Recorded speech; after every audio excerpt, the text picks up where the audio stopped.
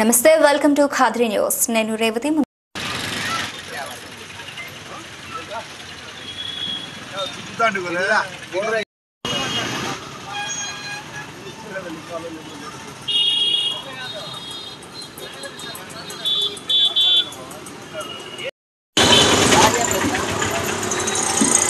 కదిరి న్యాయవాదుల పైన ఆఫీస్కి వచ్చి రామస్వామి ఇంట్లో రామస్వామి కుర్చీలో ఒక వచ్చి కూర్చోబెట్టి రామస్వామి మీద మళ్ళా కొంతమంది న్యాయవాదుల మీద కూడా దాడి చేయడము ఇదైతే చాలా బాధాకరము.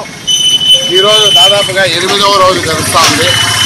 న్యాయవాదులు ఇంతవరకు ఈరోజు రిలే నిరాహార దీక్షలు చేస్తున్నారు. ఇది ఒక కదిరి ఒక పెద్ద పట్టణము. ఈ పట్టణంలో మండల మెజిస్ట్రేట్ అనే ఒక వ్యక్తి ఉన్నాడు. రెవెన్యూ డివిజనల్ మెజిస్ట్రేట్ ఉన్నారు. ఒక డిఎస్పీ ఆఫీసు ఉంది. తర్వాత ఒక సిఐ ఉన్నారు. 4-5 స్టేషన్లు కూడా ఉన్నాయి. ఈ పట్ట పగలు కోర్టు ముందర ఇంతగా చేస్తూ ఉంటే ఒక్కరికి కూడా పట్టించుకోవడం లేదు. ఎందుకు వాళ్ళు చేస్తున్నారు, ఎవరి మీద చేస్తున్నారు, ఏం పరిస్థితి ఏమి అని కూడా న్యాయం చేసే బాధ్యత ఎవరికి లేదా? మండల మెజిస్ట్రేట్కి కానీ, తర్వాత రెవెన్యూ డివిజనల్ మెజిస్ట్రేట్కి కానీ, డిఎస్పీ గారికి కానీ, సిఐ గారికి కానీ నిన్న కూడా పోయి ఎస్పీ గారికి విన్నవించుకోవడం జరిగింది. దయచేసి ఈ పట్టణంలో ఇంతమంది అధికారులు ఉన్నప్పుడు ఒక్కరు కూడా ఈ దాడి గురించి కూడా చెల్లం లేదంటే నాకేం అర్థం కావడం లేదు. ఈ ప్రెజర్స్ ఉంటాయి, ఎవరికైనా కూడా పొలిటికల్ ప్రెజర్స్ ఉంటాయి, ఎవరు పలుకుబడి వాళ్ళకు ఉంటుంది. ధర్మం ఏదైతే అది కానీ ఒక న్యాయవాది ఇంట్లోకి వచ్చి దౌర్జన్యం చేయడం తప్పు కదా.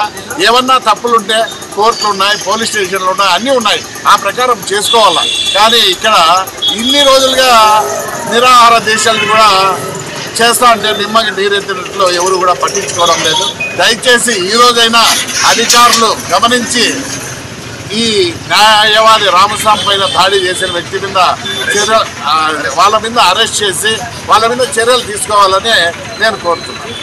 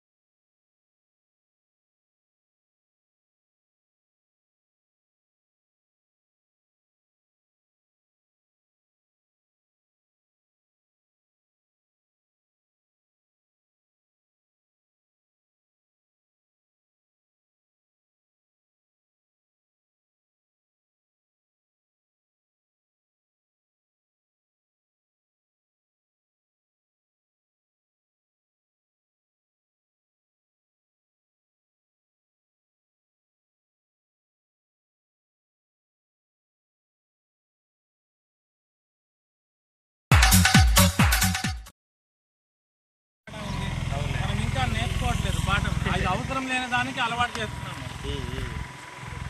మీరు ఇప్పుడు కోవిడ్తో చచ్చిపోయింది భయంతో, కరోనాతో కాదు, ఆ వైరస్తో కాదు.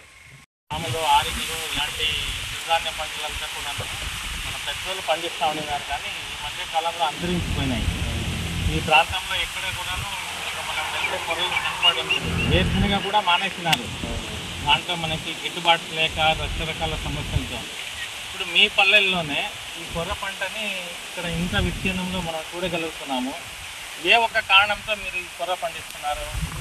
పెట్టుబడి కొద్దిగా తక్కువ అనేది మామూలు ఎక్కువ పడతాయి. ఓకే. అంటే పెట్టుబడి తక్కువ, నీటి సదుపాయం కూడా మనకు ఎక్కువగా అంటే వరి కావాల్సినంత అవసరం లేదు. మామూలుగా ఇప్పుడు మార్కెట్ అయితే కొద్దిగా మామూలు దానితో పోలిస్తే ఇదే బెస్ట్ అనిపిస్తుంది. దీనికి మందులతో పని లేదు కదా. అలా అనేసి ఇప్పుడు మొక్కజొన్నకైతే మీరు గుళికల మందు పెట్టాలా, లేకుంటే అది మొత్తం అంతా కూడాను తినేస్తుంది. దీనికైతే అలాంటి పురుగు సమస్యలు వేరేటివి ఏం లేవు. సహజంగానే రోగాలు లేవు, పురుగులు లేవు, నీరు తక్కువ, పెట్టుబడి తక్కువ. అంటే మీకు పని కూడా దీంట్లో సులభం అనిపిస్తుందా? మరి దానికైతే 3-4 సార్లు స్ప్రే చేయాలా, అది మళ్ళీ పురుగు చచ్చిపోయిందా చూసుకోవాలా. ఇదైతే ఏం టెన్షన్ ఉండదు, ఏముండదు. ఓకే, మీకు ఇది టెన్షన్ లేని పంట అని మీరు దీన్ని గుర్తించినారు ఇప్పుడు. అంటే మీ అనుభవంని ఇప్పుడు వేరే రైతులు కూడాను వాళ్ళు ఇప్పుడు పాటిస్తున్నారు. ఇక్కడ మీ వసలపల్లె గ్రామంలో, ఇప్పుడు మీ గ్రామంలో ఇప్పుడు మీలాగానే ఇంకా ఎంతమంది ఇక్కడ పండిస్తున్నారు ప్రస్తుతానికి? దాదాపు ఒక 20 ఎకరాల దాకా వేస్తారు. 20 ఎకరాల దాకా. ఇప్పుడు వాళ్ళను అంటే మిమ్మల్ని చూసి వేరే పల్లెలు వాళ్ళు ఎవరైనా చూసుకోపోయినారా? ఇక్కడ మంటున్నారు, మామూలు రోడ్లో చూస్తున్నారు. నెక్స్ట్ టైం ఏమన్నా ఇది చేయొచ్చు. మల్లగారిపల్లికి పోయింది తీసుకుపోయినారు. మల్లగారిపల్లి తీసుకుపోయినారు, అక్కడ కూడా పంట పెట్టినారు. మిమ్మల్ని చూసి నల్ల చెరువు కాడ కూడా పెట్టినారు.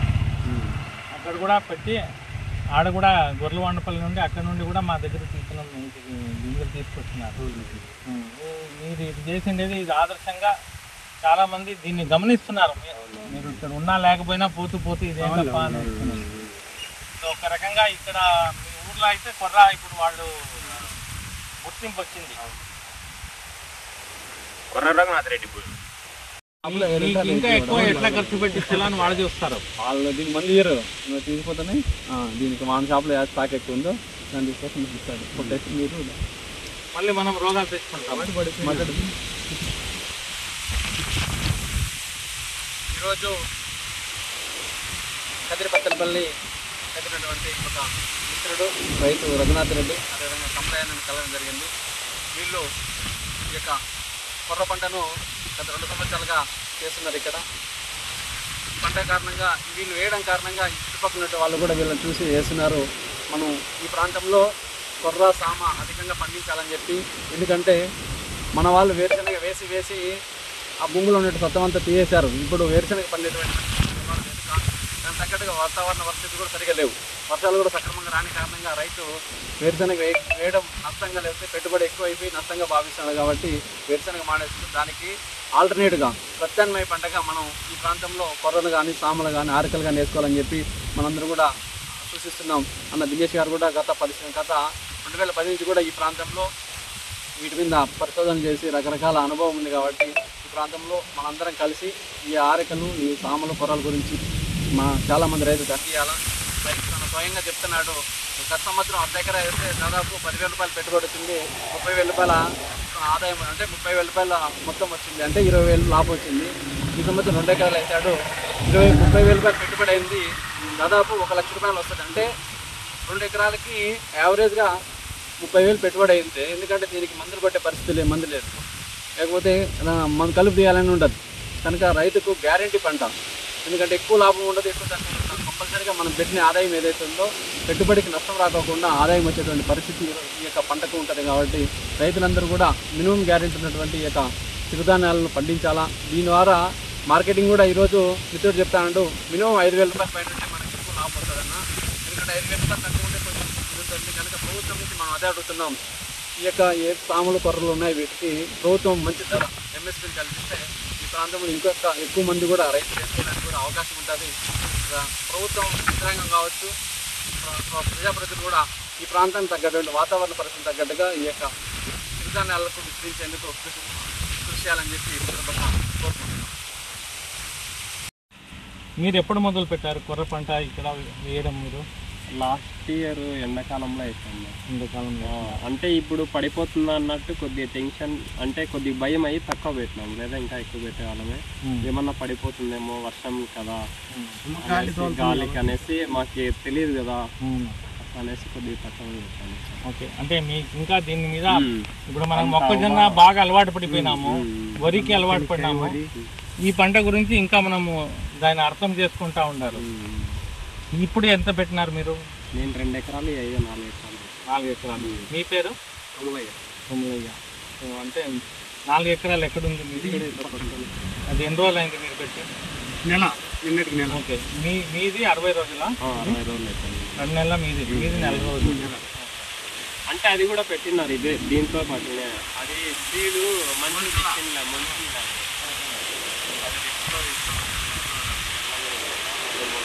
నల్లజరుగా రేట్స్ కాదు వాసన. దాంట్లో తీసుకొని వచ్చాను. దాదాపు వచ్చి కూడా 15-20 ఎకరాలు పెట్టి అంత నీళ్లు తిప్పిన తర్వాత కూడా 10 days 15 days వరకు వెయిట్ చేస్తాను. రఘు ఈసారి ఎవరికైనా సీడ్ కావాలంటే అన్న దగ్గర రేనాడు ఉంది. అన్న కాంటాక్ట్ రేనాడు అది తీసుకో. ఎవరికైనా పొమ్మడుతుంది రేనాడు, చాలా బాగుంటుంది. 15 నుంచి 20 క్వింటాలు అవుతాయి. భూమి బాగుండాలి, చక్కగా ఉండాలి. అది వచ్చి రేనాడు అంటే ఆడ ముందర పెట్టినారు. అదా ఇట్లా వస్తుంది, ఇంకింకా జంప్ వస్తుంది. సేమ్ కలర్ అక్కడ ముందర అది పెట్టారు. అది ఏదినా రేనాడుగా చూడాలి. అది గింజ వచ్చే వరకు కలిగి గింజ చాలా రౌండ్గా వస్తుంది.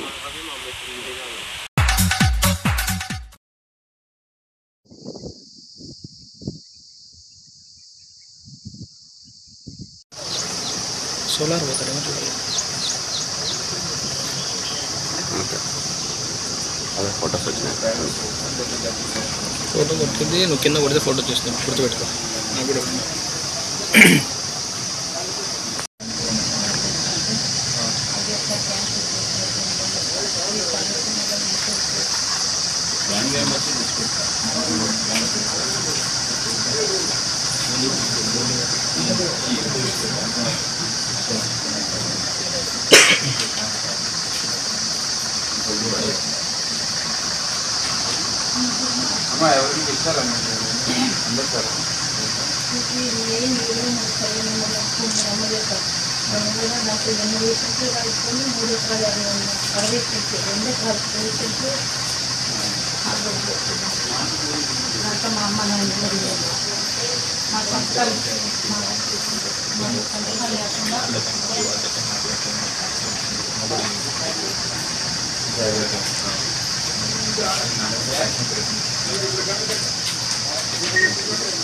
కష్టం లేకుండా ఇన్వెస్ట్మెంట్ తీసుకొని ఇల్లు అంతా తీసుకొని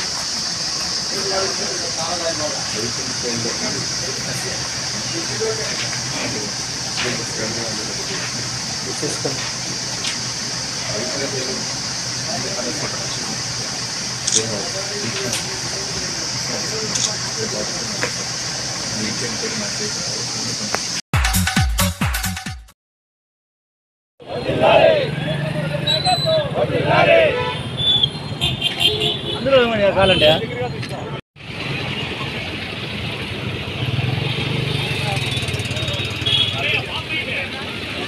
నిలబడా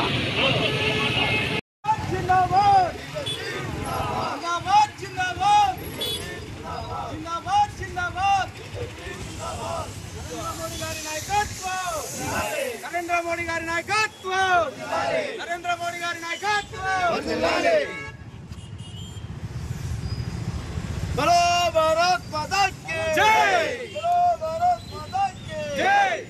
నరేంద్ర మోడీ గారి నాయకత్వం వర్ధిల్లాలి, నరేంద్ర మోడీ గారి నాయకత్వం వర్ధిల్లాలి, జేపీ నడ్డా నాయకత్వం వర్ధిల్లాలి, నరేంద్ర మోడీ నాయకత్వం వర్ధిల్లాలి.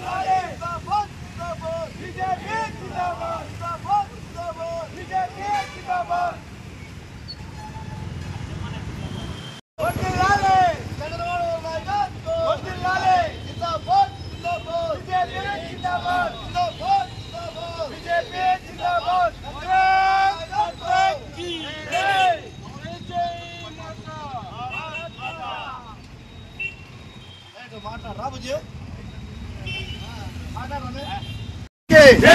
జిందాబాద్ జిందాబాద్ బీజేపీ జిందాబాద్, జిందాబాద్ జిందాబాద్ బీజేపీ జిందాబాద్. నరేంద్ర మోడీ గారి నాయకత్వం వర్ధిల్లాలి, పురంధేశ్వరి నాయకత్వం వర్ధిల్లాలి, జేపీ నడ్డా నాయకత్వం వర్ధిల్లాలి, కందికొండ ప్రసాద్ నాయకత్వం వర్ధిల్లాలి.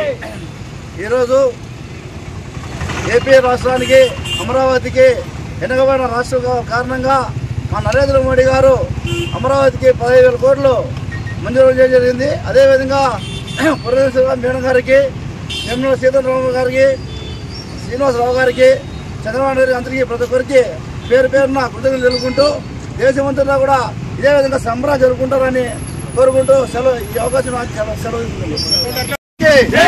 జిందాబాద్ జిందాబాద్ జిందాబాద్ జిందాబాద్ నరేంద్ర మోడీ గారి నాయకత్వం, పురంధేశ్వర నాయకత్వం, జేపీ నడ్డా నాయకత్వం, కందికొండ ప్రధాన నాయకత్వం.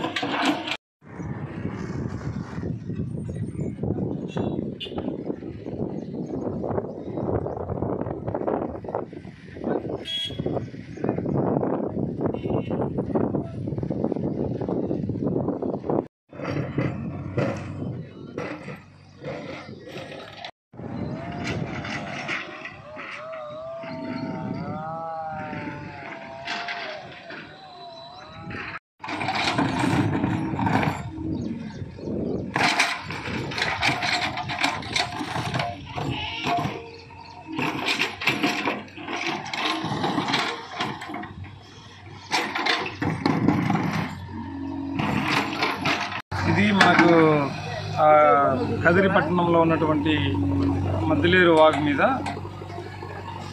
భూమిని ఈ గంగిరెడ్డి అనే వ్యక్తి ఆక్రమించుకున్నారు. ఈ ఆక్రమించుకున్నట్టు భూమిని మండల సర్వేయర్ ద్వారా అర్ధులు గుర్తించినారు. దాని తర్వాత మేము బెగ్ మార్కింగ్ చేసి ఈ అక్రమాలను తొలగిస్తున్నాము. ఇలా ఎవరు చేసినా కూడా మన కదిరిపట్నం సంబంధించి ఎవరు చేసినా కూడా వాళ్ళమైన కఠినమైన చర్యలు తీసుకొని క్రిమినల్ కేసులు కూడా పెడతామని ఈ విధంగా అందరినీ హెచ్చరిస్తున్నాము. నెక్స్ట్ ఇది తొలగించినాక సార్ ఏం చేస్తారు? రిమైనింగ్ కూడా అన్నిటికీ సర్వే చేసి మన ఏవైతే మా ఇరిగేషన్ ల్యాండ్ సంబంధించి ఏవైతే ఉన్నాయో వాటికి అంచనాలు తయారు చేసి గవర్నమెంట్కి ప్రపోజల్ పంపుతాము. పంపిన వెంటనే మనకు పరిపాలన ఆమోదం వచ్చిన తర్వాత ఆ పనులు చేపట్టి ఇంకా ఏవైనా ఉన్న అక్రమాలకు గురైన అన్నిటినీ తొలగిస్తామని ఈ విధంగా అందరికీ తెలియజేస్తున్నాము.